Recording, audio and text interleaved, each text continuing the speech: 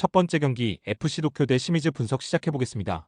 FC 도쿄는 3-4-3 포메이션을 바탕으로 하프라인 위 전방 압박과 빠른 측면 전개를 시도하고 있고, 마르셀로 라이언과 기타하라가 공격 작업을 이끌고 있으나 전체적인 골 결정력은 기대에 미치지 못하고 있고, 수비 라인은 안정적으로 구성되어 상대의 빠른 역습에 효과적으로 대응하고 있으며 라인 간격 조절 능력도 향상되었고, 특히 홈 경기에서는 수비 밸런스를 우선시하며 실점 억제를 최우선 전략으로 가져가는 경향이 강하다.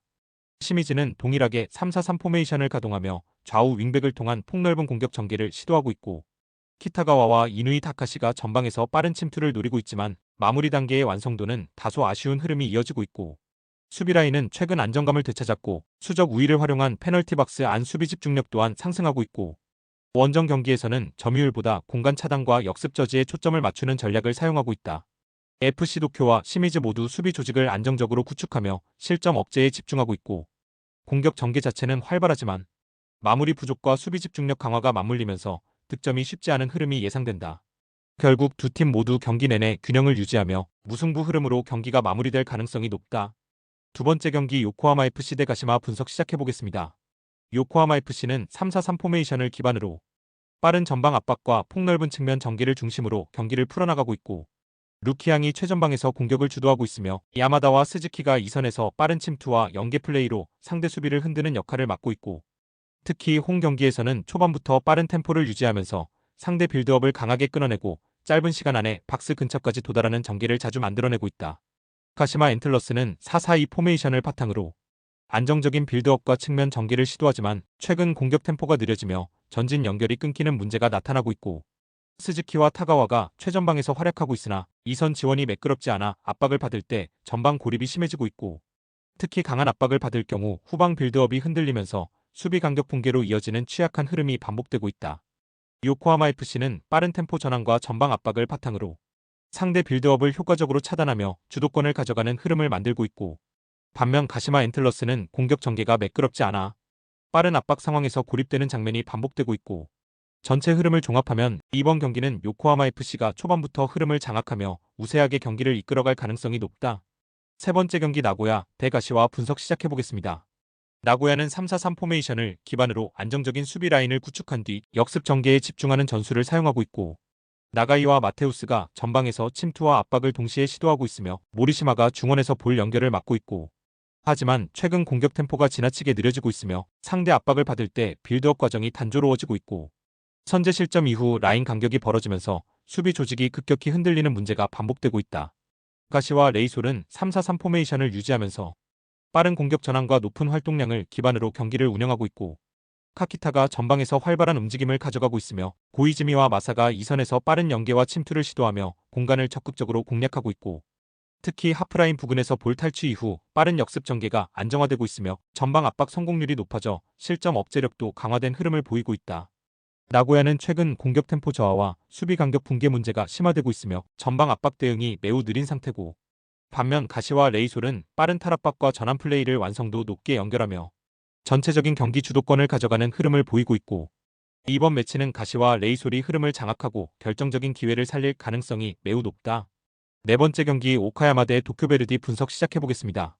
오카야마는 3-4-3 포메이션을 바탕으로 강한 전방 압박과 빠른 공격 전환을 시도하는 팀이며, 이치미와 아타루는 상대 수비 뒷공간을 노리는 움직임이 탁월하며 기무라는 측면에서 크로스를 배급하는 역할을 맡고 있고, 특히 수비 전환 시 미드필더 4명이 빠르게 내려와 공간을 차단하는 조직력이 안정적이며 세트피스 상황에서도 높은 집중력을 보여준다. 최근 홈 경기에서는 점유율을 적극적으로 확보하며 경기를 주도하는 패턴이 반복되고 있다. 도쿄베르디는 동일하게 3-4-3 포메이션을 구사하지만 빌드업 속도가 상대적으로 느리고 전방 압박이 약점으로 지적된다. 모리타와 후쿠다는 중원 연결에서 기술적 능력은 좋지만 템포를 끌어올리는 데 한계가 있어 역습 대응이 다소 늦는 편이며, 야마미는 빠른 돌파가 가능하지만 최근 경기에서는 고립되는 경우가 잦아 결정적 찬스를 만드는 데 어려움을 겪고 있고, 특히 수비진의 커버 범위가 좁아지는 후반 시간대에 실점 가능성이 높다는 점이 주요 불안 요소다. 오카야마는 빠른 압박과 공격 템포를 기반으로 초반부터 주도권을 잡을 가능성이 크고, 도쿄베르디는 빌드업 속도와 수비 전환에 약점이 뚜렷해 오카야마의 강한 압박에 고전할 수밖에 없고, 전체적인 경기 흐름은 오카야마 쪽으로 무게 중심이 쏠릴 전망이다. 다섯 번째 경기 산프레체 히로시마 대 니가타 분석 시작해보겠습니다. 산프레체 히로시마는 3-4-3 포메이션을 기반으로 양쪽 윙백의 적극적인 오버래핑과 빠른 미드필더 지원을 앞세워 경기를 풀어가고 있고 제르맹이 최전방에서 제공권과 압박을 모두 수행하고 있으며 가토와 가와베가 이선 침투와 빠른 템포 전환을 통해 공격을 다이나믹하게 만들어내고 있고 특히 홈 경기에서는 전반 초반부터 공격 템포를 끌어올리며 상대 수비 라인을 무너뜨리는 강한 압박과 스피드 플레이를 이어가고 있다. 알비렉스 니가타는 4-2-3-1 포메이션을 유지하며 점유율 기반 빌드업을 시도하는 팀이며 하세가와가 중앙에서 볼 배급을 맡고 있으며 타카기와 코미가 측면에서 공격 전개를 지원하고 있고 하지만 전체적으로 공격 템포가 느리고 빠른 압박을 받을 경우 전개 과정이 매끄럽지 못해 역습 상황에서 약점을 드러내는 경우가 많고 특히 강한 압박을 받는 경기에서는 후방 빌드업이 흔들리며 실점 위험이 급격히 높아지는 흐름을 반복하고 있다. 산프레체 히로시마는 홈 경기에서 강한 전방 압박과 빠른 전환 플레이를 통해 상대 수비를 무너뜨리는 데 성공하고 있고 반면 알비렉스 니가타는 점유율은 유지하지만 빠른 압박에 흔들리며 후방 빌드업이 자주 끊기는 문제를 노출하고 있고 이번 매치는 산프레체 히로시마가 경기 초반부터 흐름을 잡으며 우세한 경기를 펼칠 가능성이 매우 높다. 여섯 번째 경기 아스날 대 PSG 분석 시작해보겠습니다. 아스날은 레알 마드리드를 상대로 5대1이라는 압도적인 합산 스코어로 4강에 진출하며 챔피언스리그 우승 후보로 급부상했다. 현재 팀은 12경기 연속 무패를 달리고 있으며 특히 챔피언스리그에서는 8경기 연속 무패를 기록 중이며 그러나 이번 경기에서는 핵심 수비수 가브리엘 마갈량이스, 공격의 축이었던 가브리엘 제주스와 카이 하베르츠, 미드필드의 중심이었던 토마스 파티와 조르지뉴가 모두 결장한다. 특히 토마스 파티는 징계로 인해 출전할 수 없으며 이로 인해 미켈 메리노가 출전할 가능성이 높지만 몸 상태에 변수가 있고 최근 득점 감각이 좋은 부카요 사카가 공격을 이끌 것으로 보이며 아스날은 탄탄한 수비와 날카로운 측면 공격을 중심으로 경기를 풀어나갈 것으로 예상된다. 파리 생제르맹은 이번 시즌 챔피언스리그 원정 18경기 연속 득점을 기록하며 강한 공격력을 이어가고 있다. 하지만 최근 니스에게 홈에서 1대3으로 패배하는 등 리그 경기력에는 다소 불안함이 감지되고 있다. 루이스 엘리케 감독은 부상자 없이 풀 전력으로 아스날 원정을 준비할 수 있게 되었지만 최근 오스만 덴벨레가 공식 경기 6경기 연속 무득점에 그치면서 공격의 날카로움이 다소 무뎌진 모습이다. 추정 공격수 오스만 덴벨레는 이번 시즌 44경기에서 44개의 공격 포인트를 기록했지만 최근 페이스가 떨어지고 있어 큰 기대를 모으기는 어렵다. 또한 상대적으로 수비 불안이 드러나는 경기들이 있었던 만큼 이번 경기는 양팀 모두 공격적인 운영을 펼칠 가능성이 높지만 홈 2점을 지닌 아스날이 수비 집중력에서 조금 더 앞설 것으로 예상된다.